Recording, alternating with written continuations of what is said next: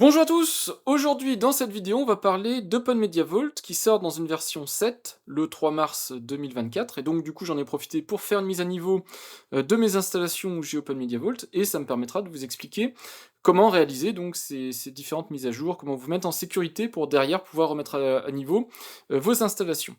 OpenMediaVault, c'est une distribution pour créer un NAS en open source, donc basée sur une distribution Debian, donc très intéressant si vous avez du matériel soit léger, soit que vous ne voulez pas déployer du TrueNAS et des choses de ce type-là qui sont beaucoup plus lourdes et un petit peu plus complexes à prendre en main.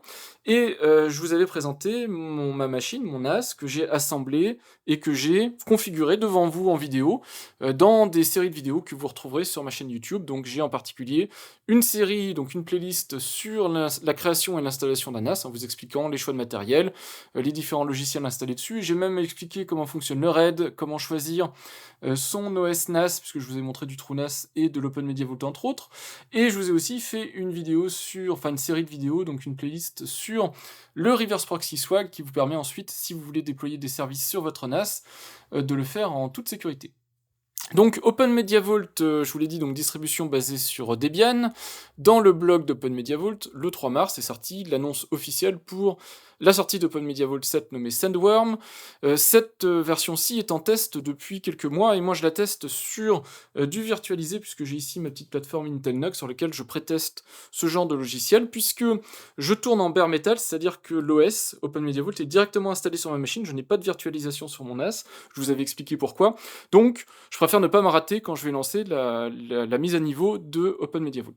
Voilà, je pense que le contexte est placé, vous avez compris ce qui va se passer.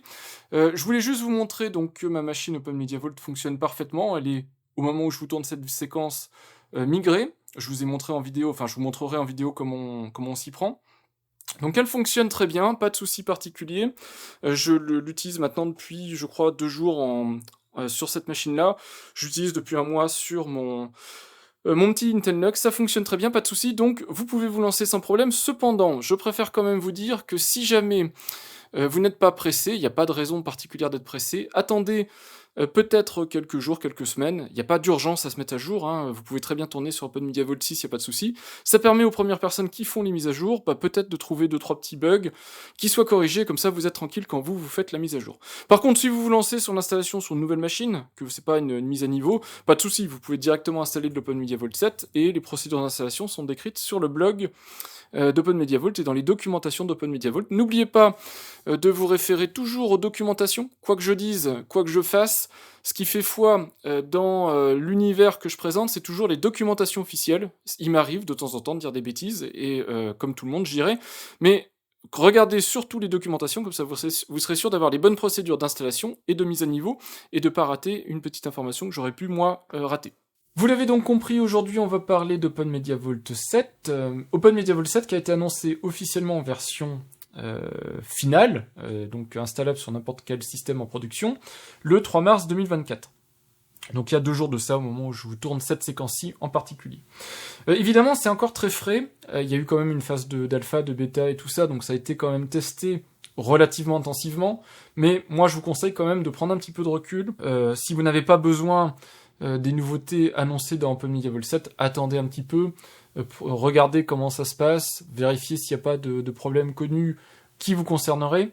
Moi j'ai une installation qui est assez simple, j'ai pas de RAID, j'ai pas de ZFS, j'ai pas de trucs comme ça. Je peux me permettre, même sur ma version de production, de me lancer, puis je saurai me débrouiller s'il y a un souci.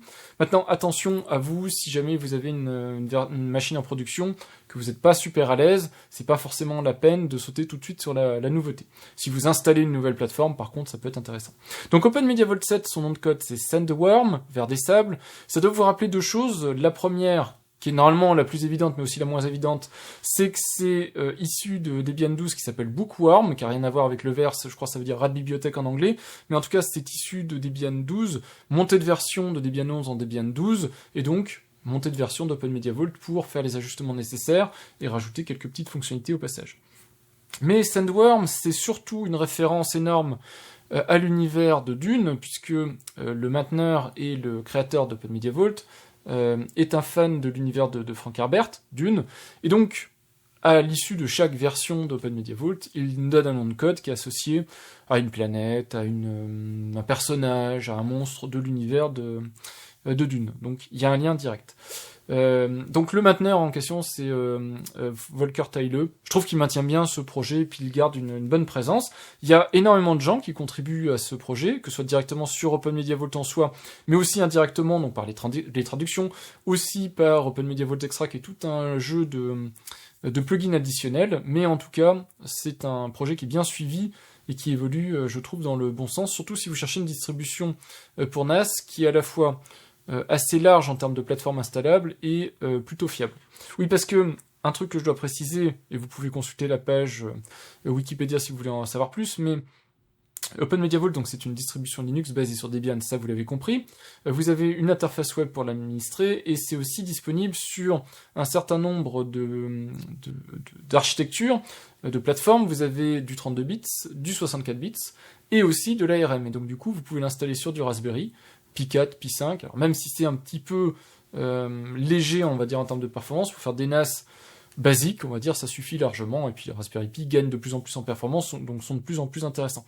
Vous pouvez l'installer évidemment sur des machines récentes ou moins récentes, et c'est tout l'intérêt, et quasiment, je dirais, le seul gros changement de cette mise à jour, c'est d'apporter le support de Debian 12 qui va vous permettre de l'installer avec des matériels plus récents ou plus exotiques, puisque quand on monte de version de Debian, alors des fois on perd de la compatibilité, c'est rare, mais on perd un petit peu de compatibilité avec du très vieux matériel, mais on gagne aussi des nouveaux noyaux et donc de la capacité d'utiliser du matériel plus récent. Je pense aux tout derniers processeurs Intel, etc., qui sont mieux supportés sur les nouvelles versions de Debian avec des noyaux plus récents. C'est en gros, et c'est ce que dit d'ailleurs le mainteneur du projet, hein, c'est en gros l'amélioration principale de cette mise à jour. Vous pouvez aller consulter le changelog complet si vous voulez, vous avez la liste de toutes les modifications qui ont été appliquées, mais je vous les synthétise vite fait, même si je pense que vous êtes assez grand pour aller lire par vous-même ce genre de changement. En gros, en dehors de Debian 12, le truc auquel il faut faire super attention, c'est le fait que si vous utilisez la fonctionnalité de RAID logiciel, donc software RAID d'OpenMediaVault, maintenant c'est géré en tant que plugin OpenMediaVault, donc il faudra installer le plugin. Donc pour installer le plugin, vous allez dans système, extension, et vous cherchez là-dedans, vous aurez l'extension software RAID, et il faudra l'installer. Sinon, vous aurez des soucis si vous avez utilisé la fonctionnalité. Vous avez quelques améliorations qui viennent directement de la montée de version de Debian, un meilleur support des interfaces Ethernet en particulier. Vous avez aussi, et ça c'est pratique pour OpenMediaVault, des choses autour de tout ce qui est mise à jour et notification via le service, enfin la fonctionnalité de Unattended Upgrades. Donc vous avez pas mal de choses qui sont décrites ici. En particulier, c'est des manières plus fiables et plus rapides d'obtenir des mises à jour de sécurité installées automatiquement, etc. Vous avez les capacités de faire ça que vous n'aviez pas avant sur l'ancienne version d'OpenMediaVault. Et puis le reste, c'est beaucoup des petites améliorations de dashboard, d'ergonomie légère, vous voyez au niveau des endroits, des menus, des choses comme ça. C'est vraiment, ça se limite à assez peu de choses. Donc en gros, si vous voulez mon point de vue, OpenMediaVault 7, c'est une OpenMediaVault 6.1 en termes de fonctionnalité. C'est juste que comme on fait une grosse montée de version de Debian, bah forcément on fait aussi la même grosse montée de version pour OpenMediaVault. Alors je veux pas minimiser le travail qui a été fait sur OpenMediaVault, hein, c'est juste que je vous donne le ressenti en termes de fonctionnalité. Il y a eu des versions d'OpenMediaVault qui étaient bien plus remplies en termes de possibilités. Là, je pense que de toute façon, on est arrivé sur un OS de NAS qui est assez complet, donc ça se comprend aussi qu'il n'y ait pas besoin tout le temps d'aller ajouter beaucoup de choses. Alors, dans cette vidéo, moi je vais faire une mise à jour d'OpenMediaVault 6, qui est mon installation qui est ici, donc je vous la montre, c'est une Shaitan, donc OpenMediaVault 6.9.14.1 vers OpenMediaVault 7. J'ai déjà OpenMediaVault 7, ici vous le voyez probablement, Sandworm, puisque j'ai une version de test qui est installé sur du Proxmox, et donc je suis en capacité de faire des backups, de faire des essais de mise à jour, des choses comme ça, pour vérifier que tout fonctionne bien. Donc vous pourrez voir à la fin de cette vidéo, si tout va bien, que j'ai réussi à faire la mise à jour de mon système de production, et mon système de production n'est pas virtualisé, il tourne sur une machine physique que je vous ai montré, que j'ai assemblé en vidéo pour vous expliquer comment je m'y prenais, donc il n'y a pas de virtualisation, rien du tout, donc si ça rate, ce sera problématique pour ma machine en production. Cependant, vous avez aussi la capacité d'installer OpenMediaVault, donc vous avez une image ISO qui est disponible maintenant ici, donc je crois que juste après l'avoir installé, ça doit être encore une version 6 à jour, donc il faudra faire une mise à jour pour passer en OpenMediaVault 7. Sinon, l'autre solution, c'est que vous pouvez aussi installer directement une Debian 12 et installer les paquets, les repositories d'OpenMediaVault pour installer OpenMediaVault dessus. Alors je crois que c'est moins intéressant de faire comme ça, mais vous pouvez. Et puis donc la capacité de faire une mise à jour. Alors, deux petites choses avant de faire une mise à jour, si vous vous lancez dans une mise à jour. Donc si vous êtes en virtualisé avec Proxmox par exemple, vous faites un backup. Sinon, moi ce que j'ai fait, c'est que j'ai fait une image via DD, donc parce que j'ai un système de sauvegarde, ici avec le plugin sauvegarde d'OpenMediaVault, un système de sauvegarde. Donc j'ai sauvegardé cette version de l'OS, au cas où ça me permettra d'essayer de restaurer si jamais il y avait un souci. En gros, ça donne ça, j'ai un répertoire avec mes backups, et vous voyez qu'ici, au 5 mars, j'ai un backup de mon système OpenMediaVault qui fait 11 Go, et donc ça me permettra comme ça de le récupérer si jamais il y avait un souci. Donc, très important, faire des sauvegardes de vos données, de votre OS, etc., pour être sûr de ne rien perdre si jamais ça venait à mal se passer. C'est relativement fiable, c'est une mise à jour Debian, j'ai jamais eu une mise à jour Debian qui a cassé, mais ça peut arriver dans certaines situations avec certains matériels ou certaines combinaisons logicielles, donc prenez quand même des précautions avant de vous lancer. L'autre chose, c'est d'aller consulter, si vous utilisez le dépôt OMV Extra, donc uniquement dans cette situation-là, de consulter OpenMediaVault Extra et la partie documentation de OpenMediaVault Extra. Très très important parce que dedans, vous aurez la liste des plugins qui sont disponibles pour OpenMediaVault 7. Donc vous avez ici la liste. Et si il y a des plugins que vous avez installés qui ne sont pas encore dedans, attendez avant de faire les mises à jour, sinon vous allez avoir des soucis. Vous allez voir que la liste des plugins disponibles pour OpenMediaVault 6 n'est pas égale à la liste des plugins disponibles pour OpenMediaVault 7 sur la partie OpenMediaVault Extra. Donc pour tous les plugins, je vous montre comment on identifie ça.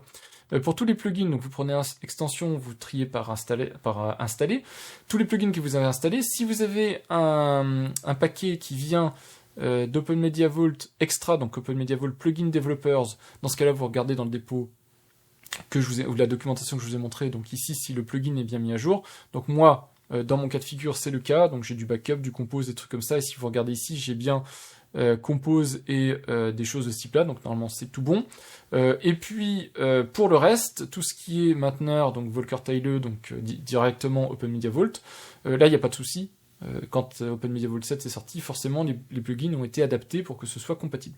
Donc vous êtes tranquille. Alors dernière petite chose à vérifier si vous ne faites pas vos mises à jour de manière régulière, moi c'est le cas, c'est de faire donc soit directement depuis l'interface web, soit depuis votre SSH ou directement votre terminal si vous avez un écran et clavier souris connecté sur la machine, de vérifier si vous êtes à jour. Moi je suis à jour, j'ai pas de paquet en attente. Donc comment on vérifie tout ça? Donc ici je suis en super utilisateur, on fait un apt-get update, on vérifie que la mise à jour des paquets est disponible, apt-get upgrade, et on installe les mises à jour s'il y en a. Donc là il n'y en a pas, donc je suis parfaitement à jour et donc je suis dans une situation saine pour passer en OpenMediaVault 7. Donc j'ai fait le backup, j'ai vérifié au niveau documentation que mes plugins sont bien disponibles, qu'il n'y a pas de souci, donc je peux me lancer dans la mise à jour d'OpenMediaVault. Et la mise à jour d'OpenMediaVault, alors j'étais assez surpris, on dit ici de faire un OMV upgrade, alors c'est pas du tout comme ça qu'on fait une mise à jour OpenMediaVault.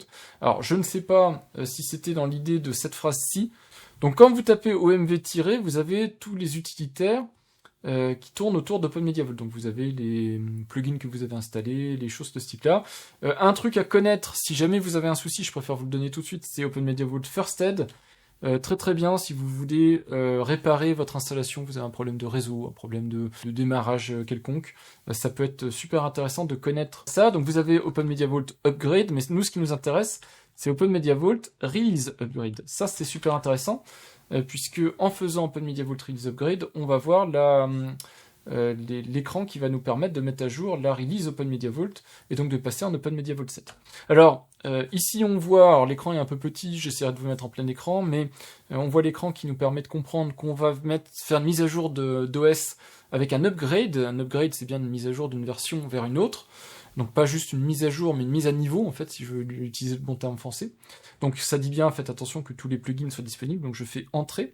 Et puis, une fois qu'on appuie sur Entrée, c'est parti. Hein. Donc là, il faut être sûr de son coup. Ça va pas prendre très longtemps, ça va dépendre du matériel dont vous disposez. Faut compter quand même, suivant votre matériel, entre 5 minutes, peut-être une demi-heure, 40 minutes, Ça va vraiment dépendre de l'OS, enfin du nombre de plugins que vous avez, mais aussi du stockage que vous avez. Ici, je suis sur SSD, etc. Donc ça va très très vite. Donc normalement, je vais en être sorti dans quelques minutes.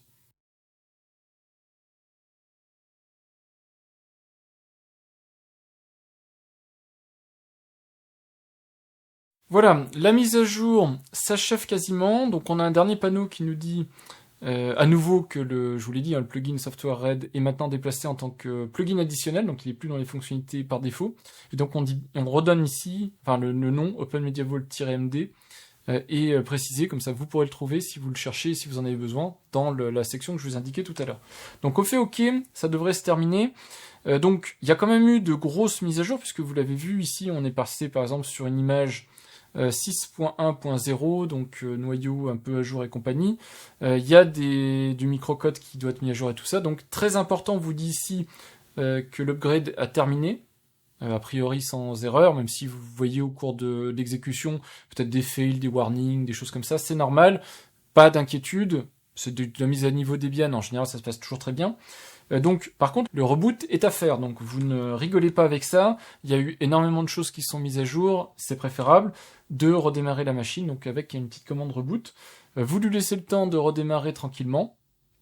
Donc moi je suis en SSH ici, donc je vais pas pouvoir suivre ce qui va se passer, mais vous laissez le temps à la machine de redémarrer et de réaliser les dernières actions en fait qui ne peuvent pas se réaliser avec le système d'exploitation, le système de fichiers montés, etc. Je précise aussi, donc là je viens de perdre la connexion SSH, c'est normal puisque la machine redémarre. Je précise aussi que je l'ai fait avec une connexion SSH, c'est pas recommandé.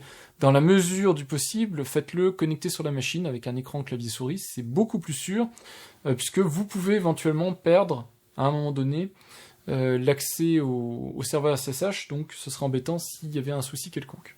Voilà, donc je laisse ma machine démarrer tranquillement, faire ce qu'elle a à faire, et je vous reprends quand je peux me reconnecter dessus. Donc on va regarder ensemble la nouvelle interface de connexion. Donc là j'entends plus les disques durs, j'ai pas encore pu me reconnecter en SSH, mais j'entends plus les disques durs, donc on va vérifier tout de suite si l'écran de connexion est disponible. Alors pour ça on fait un CTRL R pour nettoyer le cache. On voit que j'ai bien accès au nouveau panneau de connexion d'OpenMediaVault sur ma machine de production. Donc je suis connecté dessus, alors vous verrez qu'il y a quelques widgets qui ont éventuellement pu être adaptés, etc. Mais d'une manière générale, ça reste standard OpenMediaVault, donc vous retrouverez les menus, hein, ça n'a pas non plus drastiquement changé. Je vérifie juste, mais bon, on voit bien qu'on est bien sur une 7.0.32 Sandworm d'OpenMediaVault. Donc ça c'est à jour. L'autre truc que je vais vérifier, c'est au niveau des services, est-ce que j'ai bien mon service Compose, c'est-à-dire pour gérer Docker qui est en place. Donc a priori oui, on voit ici que il est installed and running, donc j'ai bien un Docker CE qui est disponible, il y a un Docker Compose plugin qui est disponible, version Bookworm, donc pas de souci. Je vais pouvoir vérifier du coup si j'ai accès à mes serveurs. Je vérifie si j'ai accès à mon portainer. Portainer, je vous rappelle, qui gère l'ensemble de mes stacks, donc de mes Docker Compose, et a priori tout est là. Alors tout n'est pas à jour, mais tout est là.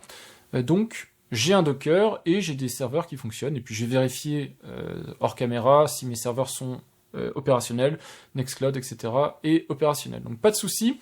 Je vais juste me reconnecter en SSH pour vérifier si j'ai toujours bien accès SSH. Alors, je n'ai plus accès en SSH à la machine, c'est pas très grave, mais vous voyez qu'on a ce SSHD config qui a à nouveau été réinitialisé. Donc on a bien le lot TCP forwarding qui a été mis à no. Et donc du coup, je ne peux plus me connecter en SSH sur la machine. Alors c'est pas grave, j'ai des possibilités pour faire autrement. En particulier, puisque j'utilise du portainer, j'ai un guacamole et mon guacamole me permet de me connecter sur la machine. Donc un petit nano avec le fichier en question qui se trouvait dans SSH SSHD config. Donc nano pour éditer. Et normalement, on doit voir là-dedans, alors soit voilà, hello TCP forwarding qui a été mis à no et qui aurait dû être à yes comme je l'avais mis initialement. Donc ça fait partie des petites choses à vérifier quand on fait des mises à jour de ce type-là. Vérifier que tout est bien dans l'état attendu et en particulier si ça a été écrasé. Si vous avez ici des configurations, peut-être elles ont été perdues. Alors en général, il y a un backup qui est fait. Ensuite, on peut redémarrer le service SSH. Donc on doit le faire en sudo, mais moi je suis déjà en route. Je suis connecté en route, donc j'ai pas besoin. On appelle system control. On fait un restart et on redémarre le SSHD. Décidément, je fais pas mal de fautes. SSHD service. on voit que c'est la fin de journée. Donc j'ai redémarré SSHD Service, donc a priori la configuration, si je ne me suis pas trompé, est prise en compte. On reconnecte, je vérifie avec l'output si tout va bien. Alors a priori, normalement ça devrait être bon, mais on ne sait jamais. Donc j'ai plus l'erreur ici, et on voit, voilà, SSH OMV, donc je suis à niveau connecté. Et on voit ici, voilà, j'ai accès à ma machine OpenMediaVault. Et puis du coup, vous vous êtes habitué, puisque je vous l'ai montré déjà pas mal de fois, mais si je clique ici, j'ai aussi accès, évidemment, non seulement à un terminal pour me connecter sur la machine, mais aussi au système de fichiers de la machine directement depuis VS Code. Donc ça, je vous l'ai montré en vidéo, comment on s'y prend, etc. Donc normalement, vous connaissez. Donc voilà, je pense que ça conclut à peu près cette vidéo. Donc j'ai pas grand-chose à vous montrer sur OpenMediaVault, puisque il n'y a pas de grande nouveauté, vous avez vu, hein, c'est une Debian 12, donc c'est bon. Je suis bien en Debian 12 avec un noyau 6.1.0. Je vais juste terminer avec un apt-get update et un upgrade, juste pour vérifier s'il n'y a pas d'erreur quand j'exécute les commandes, donc si la résolution non fonctionne, si les dépôts sont disponibles. Donc on voit qu'il y a du bookworm un peu partout, donc ça veut dire que les dépôts ont été mis à jour. Et si je fais un upgrade, normalement on doit me dire au mieux qu'il y a des choses à nettoyer, même pas, ça a été fait, et donc vous voyez que je suis parfaitement à jour. Voilà, donc c'était la mise à jour d'OpenMediaVault 6 vers 7, et donc vous voyez que ça s'est fait sans trop de difficultés à partir du moment où on fait attention, évidemment, en particulier aux extensions qu'on a, pour vérifier que tout est bien disponible sur la version cible, sinon on peut vite avoir des soucis si jamais on n'a pas fait le travail en amont, ou qu'on a fait des trucs un petit peu exotiques, qu'on a fait des modifications un peu partout, on peut se retrouver dans une situation où ça fonctionne un peu moins bien une fois qu'on a fait la mise à niveau. Voilà en ce qui concerne cette mise à niveau d'OpenMediaVault, vous l'avez vu, je tourne donc sur une Sandworm, tout fonctionne très bien, j'ai aucun souci que ce soit d'utilisation de ressources ou de bugs quelconques, c'est toujours aussi stable, et c'est toujours un plaisir d'utiliser OpenMediaVault. Certains trouvent la distribution OpenMediaVault trop simpliste, et pourtant, si vous regardez un petit peu ce qui se trame, en particulier dans le blog ou dans la communauté, puisqu'il y a un forum assez fourni, avec une communauté assez active, vous verrez qu'arrivent dans OpenMediaVault des fonctionnalités comme la gestion des droits avec des ACL, il y a un plugin Kubernetes qui est en préparation, donc même si c'est une distribution légère, donc ça va pas aussi loin qu'un TrueNAS par exemple, ça permet de faire tourner ça sur un petit matériel, donc c'est très intéressant. Avec une Debian 12, ça remet en fait à niveau OpenMediaVault pour être compatible avec un large panel de matériel, et donc du coup vous pouvez tourner en ARM sur une petite plateforme, un Raspberry Pi, vous pouvez tourner sur des très grosses machines si vous le voulez, tout ça en utilisant des disques classiques, en mettant du RAID logiciel ou du RAID matériel, en utilisant du ZFS. Vous pouvez un petit peu choisir ce que vous voulez mettre dans votre installation, et c'est quand même super appréciable.